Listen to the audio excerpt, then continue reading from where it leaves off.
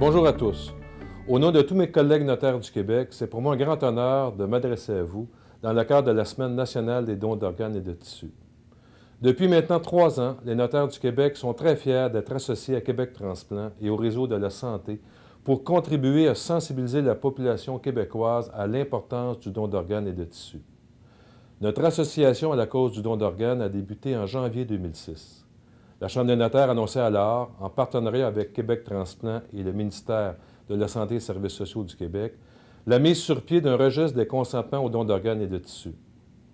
À chaque année, les notaires du Québec rédigent environ 250 000 testaments et mandats en cas d'inaptitude pour leurs clients.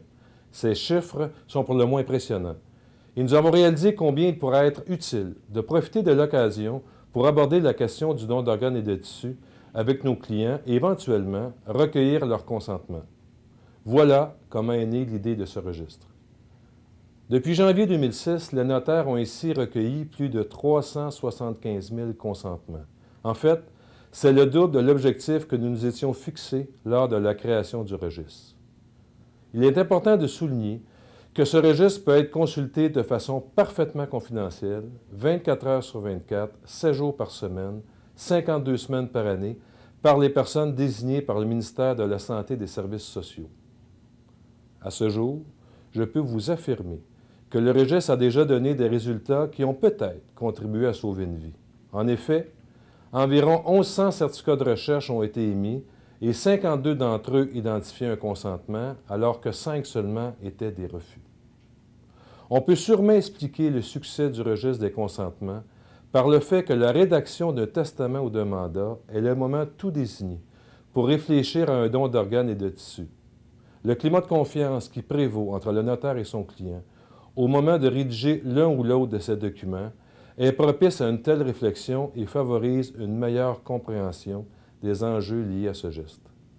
En créant ce registre, nous voulions aussi contribuer à diminuer la confusion qui peut régner lorsqu'une décision doit être prise au nom du donneur potentiel. Lorsque la volonté de celui-ci est consignée au registre des consentements, aucun doute ne peut subsister. Le donneur potentiel a bien et bien exprimé, en toute connaissance de cause, qu'il souhaitait faire un don de vie. Et ce, que sa carte d'assurance maladie soit signée ou non, perdue ou en possession du centre hospitalier ou de la famille. Je termine en vous réaffirmant notre profonde conviction que le registre des consentements fera au cours des prochaines années une différence dans la vie des personnes en attente d'une greffe.